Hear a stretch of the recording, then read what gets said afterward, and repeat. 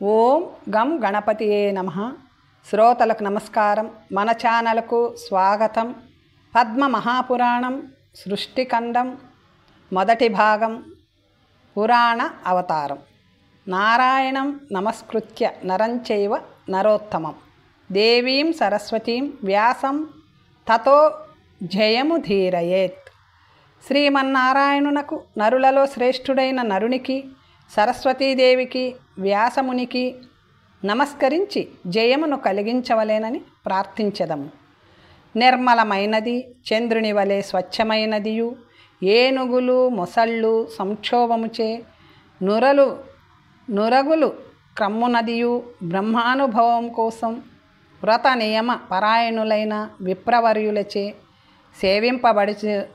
సేవింపబడునదియు, ఓంకారమును జపిస్తూ ముల్లోకాలకు అధిపతి అయిన బ్రహ్మ యొక్క దృష్టిచే పునీతమైనది, సర్వ పుణ్య ఫలానుభవ సమృద్ధిచే మనోహరమైనది, అశుభములను తొలగించునది అగు పుష్కర తీర్థ జలము మిమ్ములను పునీతము చేయుకాక. వ్యాసుని శిష్యుడు బుద్ధిమంతుడు అయిన లోమహర్షణుడు ఏకాంతంలో కూర్చొని యున్న ఉగ్రశ్రవుడను సూతిని చూసి ఇలా పలికెను. కుమార, ఋషుల ఆశ్రమములకు వెళ్ళి నా నుంచి నీవు విపులముగా తెలుసుకున్న ధర్మములను అడిగిన వారికి సంగ్రహించి చెప్పుము. కుమార, వ్యాసుని ద్వారా నేను విన్న పురాణములన్నింటినీ నీకు చెప్పాను. వాటిని విస్తరించి ఋషులకు చెప్పు. శిష్యునకు గురువిచ్చిన 2 ఆదేశములలో ఉన్న తేడాను జాగ్రత్తగా గమనించండి.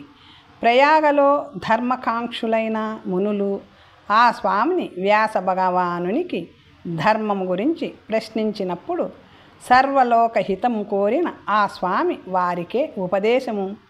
వారికి ఏ ఉపదేశము చేసెనో దానిని చెప్పుము. సర్వలోకహితము కోరి చక్కని నాభి కలిగి దివ్యరూపము కలిగిన సత్యపథమందు శుభకరమైన విక్రమము కలిగి ఆ చక్రము విష్ణువుచే ప్రవర్తింపబడినది. ఎలాంటి అలసట కొనక దీని వెంట వెళ్ళండి, మీ అభిష్టము నెరవేరుతుంది. ఈ ధర్మచక్రము వెళ్ళుచున్నప్పుడు దీని నేమి చక్రము చుట్టూ ఉండే ఇనుమ పట్టి ఎక్కడి ఊడిపడుతుందో ఆ ప్రదేశము అతి పుణ్యమని పలికి లోమహర్షణుడు అదృశ్యుడయ్యను. ఆ చక్రం అలా వెళుతూ గంగాతీరములో ఒక చోట నేమి ఊడిపడింది. నేమికి సంబంధించిన ఈ ప్రదేశాన్ని నైమిషారణ్యమందురు. ఆ సమయంలో ఆ నైమిషారణ్యంలో ఋషులు యజ్ఞము చేయుచున్నారు. అచ్చటకు వెళ్ళి ఆ ఋషులతో మాట్లాడుము. ధర్మము గురించి వారు అడిగే సందేహములను నివారించుము.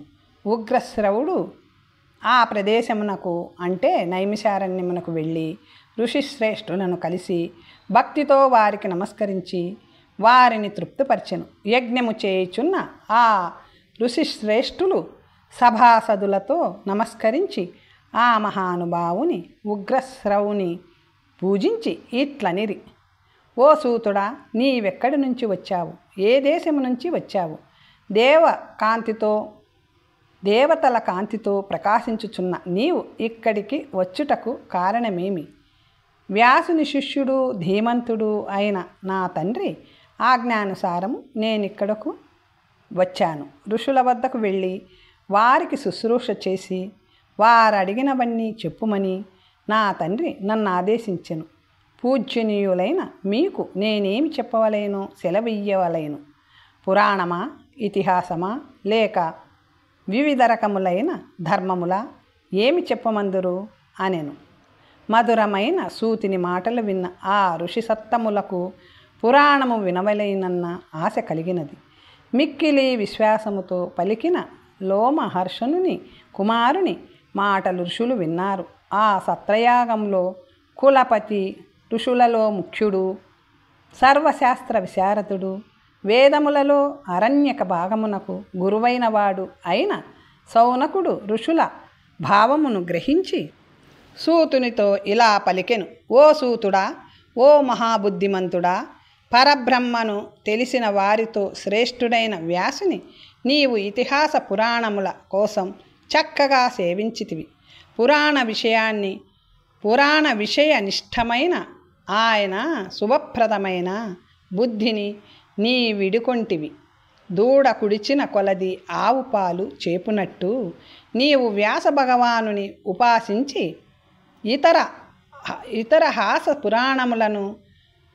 ఉపాసించి ఇతిహాస పురాణములను నీవు సమృద్ధిగా గ్రహించితివి.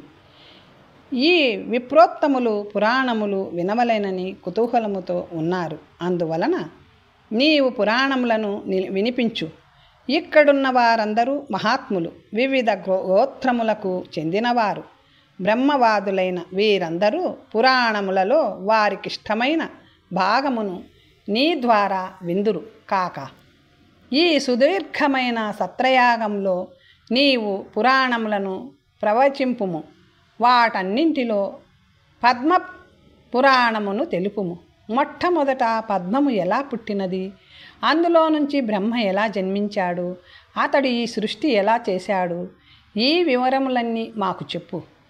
రోమహర్షునుని కుమారుడు ఉగ్రశ్రవుడు వారి మాటలు విని సూక్ష్మముగా, న్యాయసమ్మతముగా, మధురముగా ఇలా పలికెను.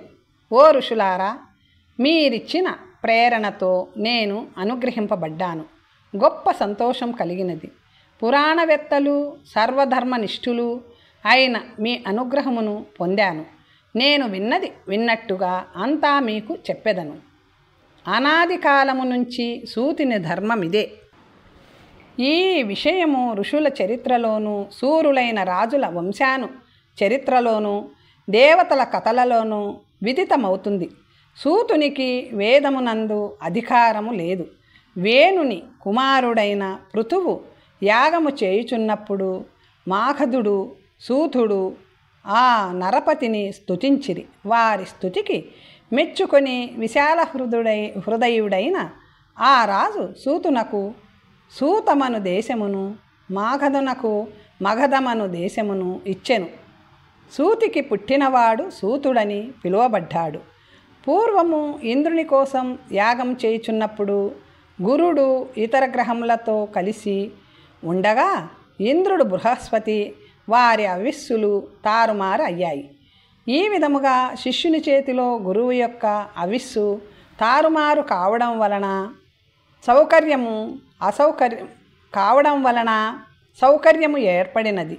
క్షత్రియ తండ్రికి బ్రాహ్మణ తల్లికి పుట్టిన వానికి క్షత్రియునితో సమానమైన ధర్మం ఏర్పడుట వలన వారు వైధర్ములుగా చెప్పబడిరి.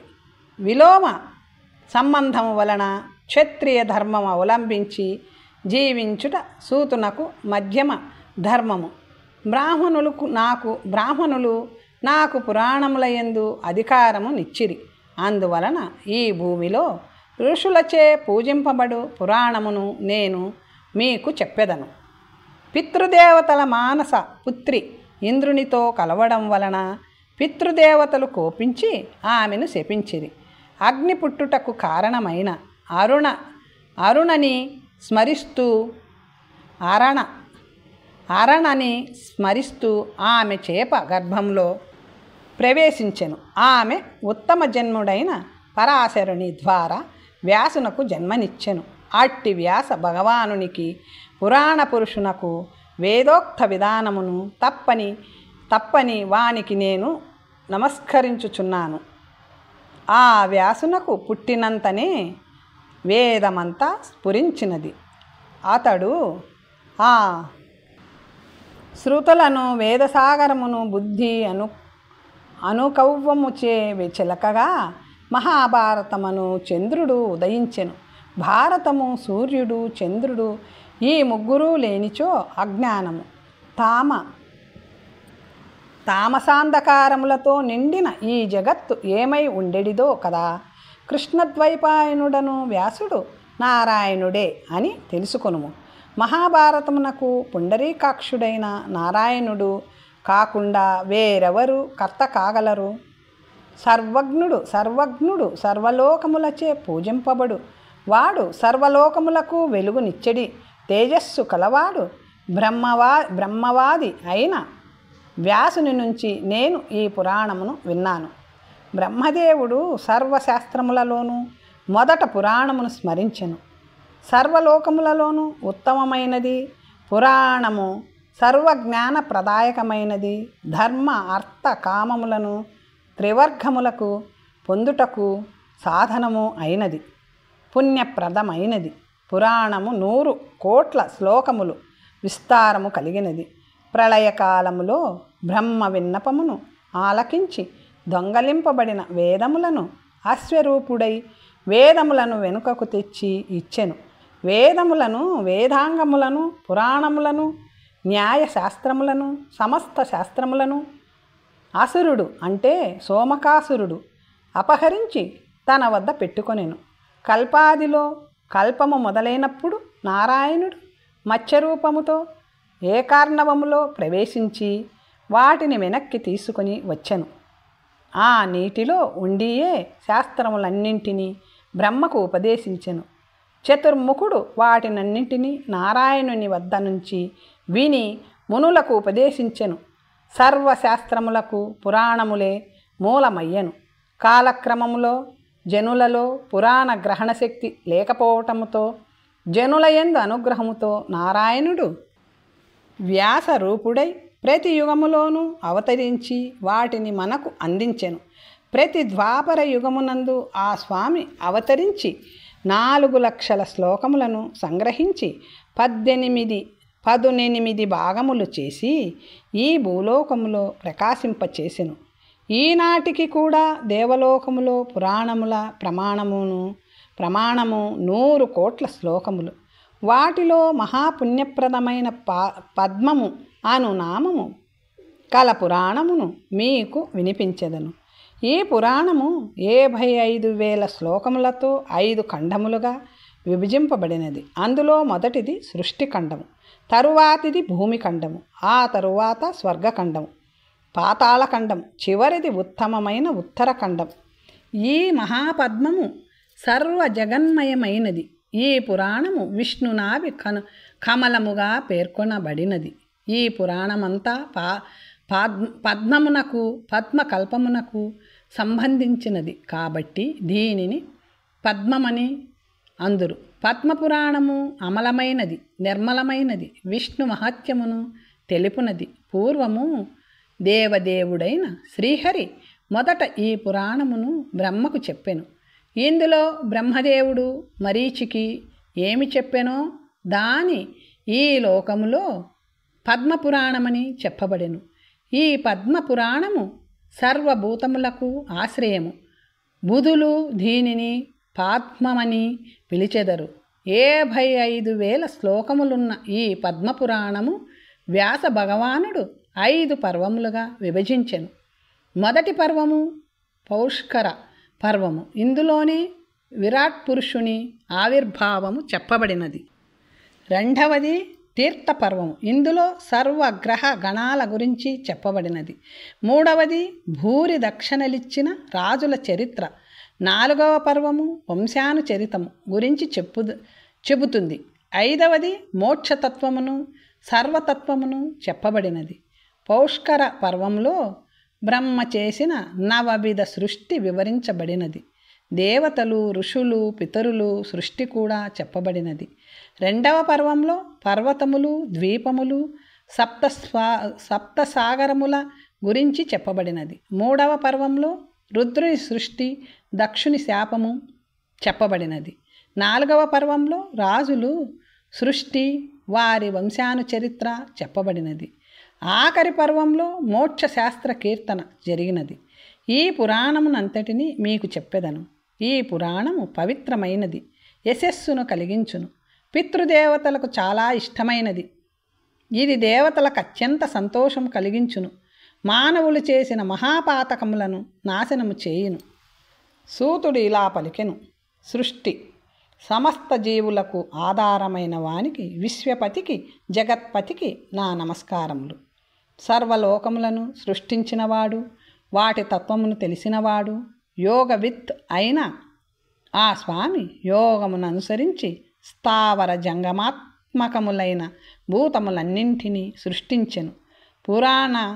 పురాణాఖ్యానములను తెలుసుకొనదలిచి పుట్టుక లేనివాడు, సమస్తమును సృష్టించినవాడు, జ్ఞానమునకు పతి, లోకసాక్షి అయిన ఆ విభుని శ్రీమన్నారాయణుని నేను శరణు పొందుచున్నాను. సమాహితుడవైన బ్రహ్మ విష్ణు గిరీశులకు నమస్కరించెదను. ఇంద్రాది లోకపాలకులకు, సూర్యునకు, మునులలో శ్రేష్ఠుడైన వశిష్ఠునకు, చాక్షుష మన్వంతరములో తపో తేజస్సుతో వెలుగుచున్న జాతకర్ణునకు, వేద వాంగ్మయమును రచించిన వాసుదేవ అవతారమైన వేదవ్యాస భగవానునకు, భృగవాక్యములను అనుసరించిన పురాణ పురుషునకు నమస్కరించెదను.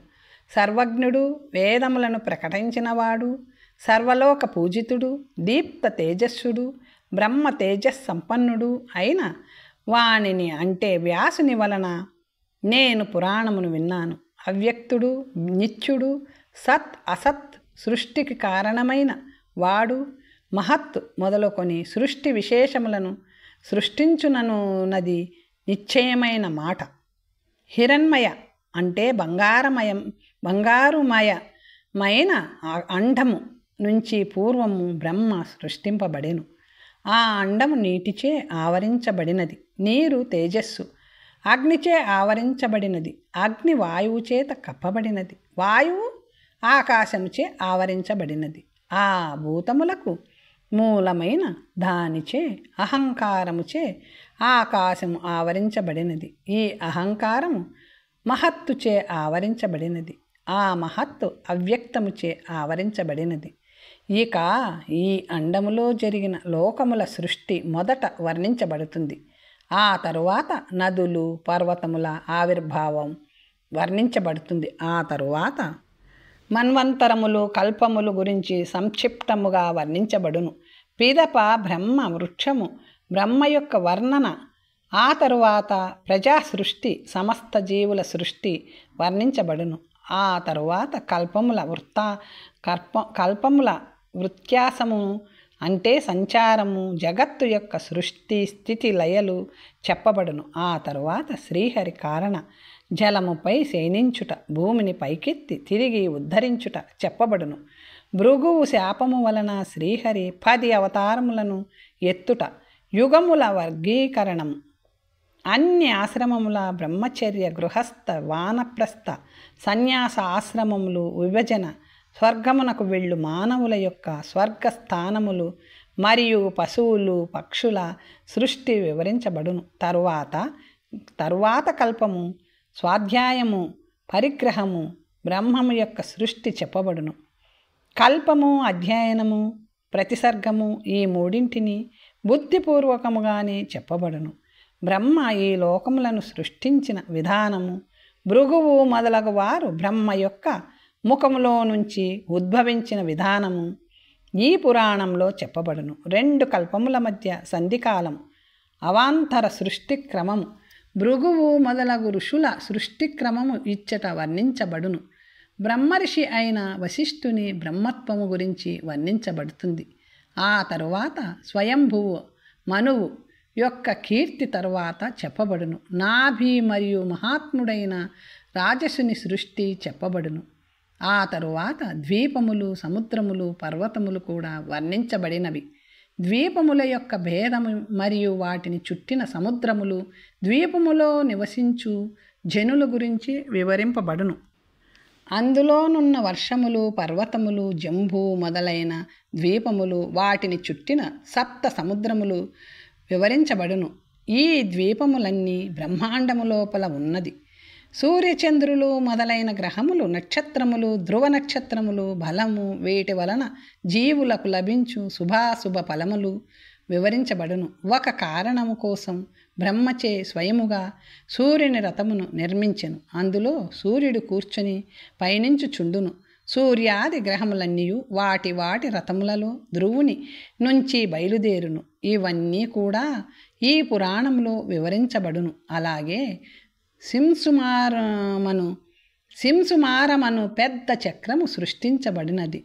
ఆ చక్రము యొక్క తోక వద్ద ధ్రువుడుండును. సృష్టి తరువాత లయము, లయము తరువాత సృష్టి కూడా వర్ణించబడును. దేవతలు, ఋషులు, మనువులు, పితృగణాలు విస్తారముగా చెప్పుటకు వీలు కాదు. కావున సంగ్రహముగా చెప్పబడినది. స్వయంభువ మనువు కాలంలో వలె రాబోయే మరియు గడిచిన కాలంలోనున్న మనువులు, వారి కాలంలో వచ్చే దేవతలు, రాజుల గురించి వివరించబడును. నైమిత్తికము, ప్రాకృతికము, అత్యంతికము అని సృష్టి ప్రళయములు 3 విధములు. వాటి గురించి చెప్పబడును. అనావృష్టి సూర్యుని నుండి వచ్చే ఘోరమైన ప్రళయ కాలాగ్ని, సముద్రములన్నీ ఏకమయ్యేటటువంటి వర్షమును వర్షించిన మేఘములు, మరియు ఆ మహాత్ముని యొక్క రాత్రి యుగమునకు మధ్య వచ్చే సంధ్యాకాల లక్షణము, విశేషముగా బ్రహ్మ యొక్క కాలము, భూతములు, జీవులు మరియు సప్తలోకముల వర్ణన ఈ పురాణములో చెప్పబడును. పాపులు ప్రవేశించే రౌరవాది నరకములు, సమస్త జీవులు చివరకు పొందు స్థితి ప్రతిసర్గమని చెప్పబడు బ్రహ్మ యొక్క సృష్టి మరియు ఉపసంహారము, ప్రతికల్పములోనూ గొప్ప గొప్ప జీవులు కూడా సంహారము పొందుట, ఇవన్నీ ఈ పురాణంలో వివరించబడును. బ్రహ్మ కూడా శాశ్వతుడు కాడు అన్న విషయమును, విషయభోగముల యొక్క దోషమును, అవి కలిగించు దుఃఖములను వివరించబడును. మోక్షము యొక్క దుర్లభత్వము, వైరాగ్యము వలన సంసారము ఎడల కలుగు దోష దృష్టి, వ్యక్తావ్యక్తములను త్యాజించి నిత్యుడైన పరబ్రహ్మయందు సమస్థితుడవుట, పరబ్రహ్మయందు స్థితుడై ఆనందమును అనుభవించును. దేనికి భయపడకుండా ఉండునను, విషయము తాపత్రయములకు అతీతుడగును. విషయము వివరించబడును. బ్రహ్మానందము పొందువాడు దేనికి భయపడాడు. విషయము ప్రమాణపూర్వకముగా చెప్పబడును. జీవుల యొక్క ప్రవృత్తి నివృత్తి యొక్క ఫలము వివరించబడును.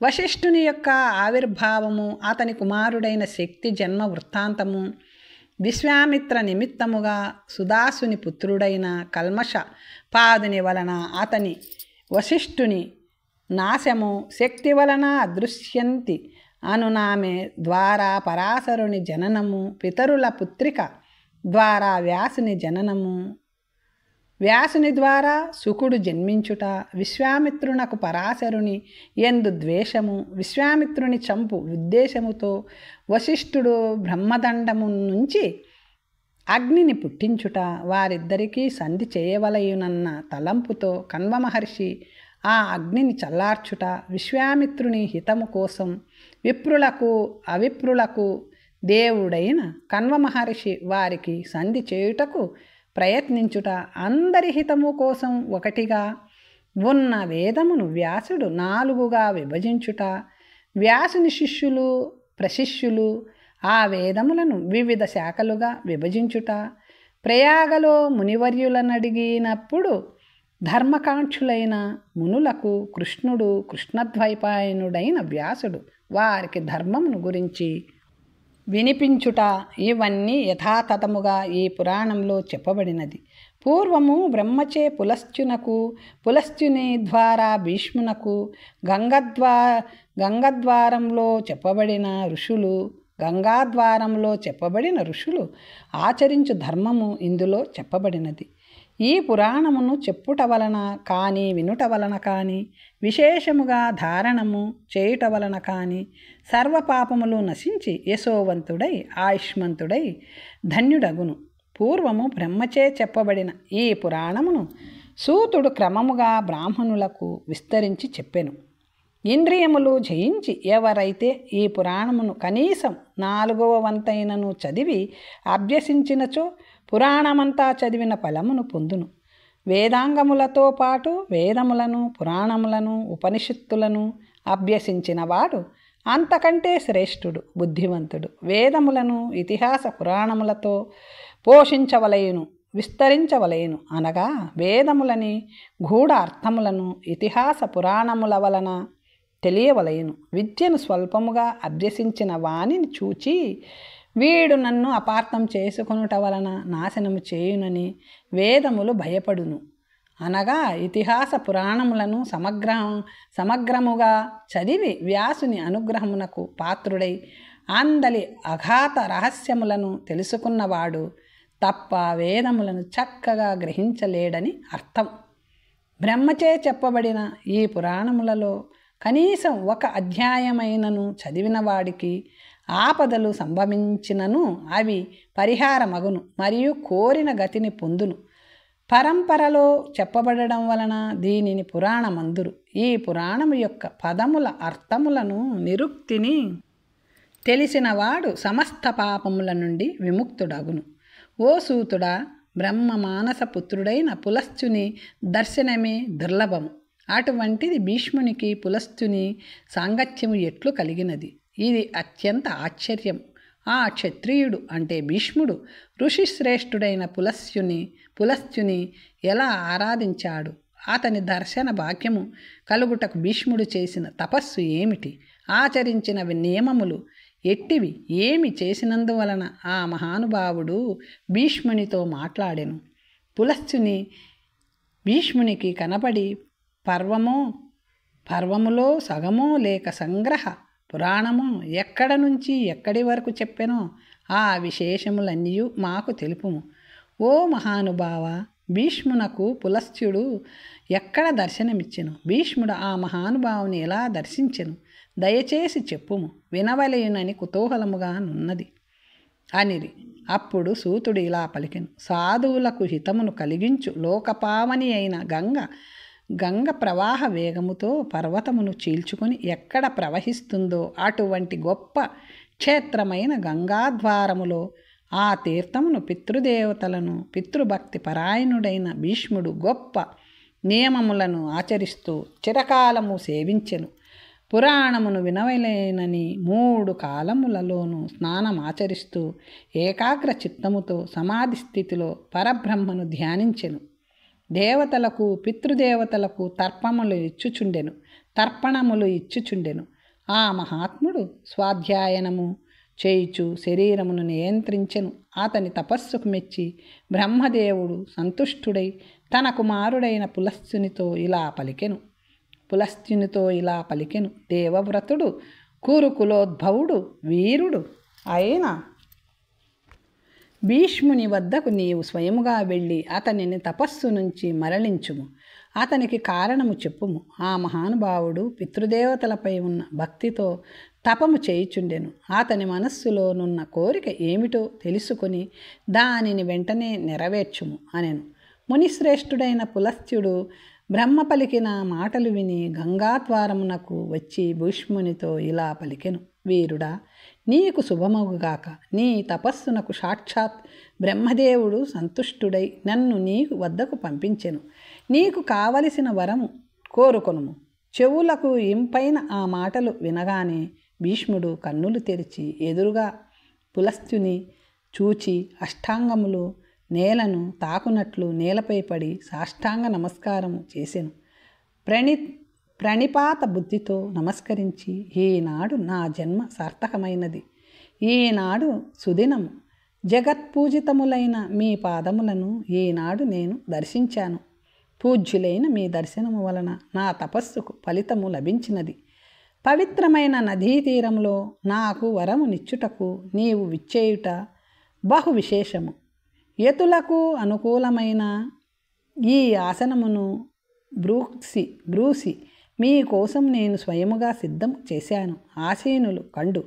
పలాశ వృక్ష అంటే మోదుగ చెట్టు ఆకులతో చేసిన పాత్రలో అంటే దొన్నెలో దర్భలు, అక్షతలు, పుష్పములు, తెల్ల ఆవాలు, పెరుగు, తేనె, యవలు, పాలు ఈ 8 చేర్చి అర్ఘ్యము సమర్పించవలయునని ఋషులు చెప్పారు.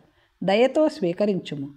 తేజోవంతుడైన భీష్ముని మాటలు బ్రహ్మదేవుని పుత్రుడు ఋషి అయిన పులస్త్యుడు ఆసనముపై కూర్చొని అర్ఘ్యమును స్వీకరించెను. అతని సదాచారమునకు మిక్కిలి ప్రీతుడై అర్ఘ్యపాద్యములను స్వీకరించెను. పులస్త్యుడు ఇలా పలికెను: వత్స, నీవు సత్యవంతుడవు, దానశీలుడవు, సత్యసంధుడవు, అభిమాన ధనువు, శత్రుశాసనుడవు, క్షమాశీలుడవు, స్నేహశీలివి, ధర్మమును చక్కగా తెలిసినవాడు, కృతజ్ఞ భావము కలవాడువు, దయామయుడవు, ప్రియభాషివి, బ్రాహ్మణులను పూజించువాడవు, సాధువులయందు వాత్సల్యము కలవాడవు, విఘ్నుడవు, నీ భక్తికి సంతోషించి తిని నీకేమి చెప్పవలయనో తెలుపుము అనెను. అప్పుడు భీష్ముడు ఇలా తెలిపెను. హే భగవాన్, భగవంతుడైన పరబ్రహ్మ ఏ కాలంలో ఉన్నాడు? దేవాదులను ఎప్పుడు సృష్టించెను? ఈ విషయములను నాకు చెప్పుము. విష్ణువు స్థితిని పోషణ ఎట్లు చేసెను? రుద్రుని ఎలా సృష్టించెను? ఆ మహాత్ముడు దేవతలను ఋషులను ఎట్లు సృష్టించెను? పృథ్విని, ఆకాశమును, సాగరములను, ద్వీపములను, పర్వతములను, గ్రామములను, పురములను, అరణ్యములను, మునులను, ప్రజలను, సప్త ఋషులను, బ్రాహ్మణ, క్షత్రియ, వైశ్య, శూద్రాదులను, 4 వర్ణములను, వాయువును, పూర్వమున్న వాటిని, గంధర్వులను, యక్ష రాక్షసులను, తీర్థములను, నదులను, సూర్యాది గ్రహములను, తారలను ఎలా ఎప్పుడు సృష్టించెనో చెప్పవలేను అని అడిగాను. తర్వాత కథ వచ్చే భాగంలో తెలుసుకుందాం. నమస్తే.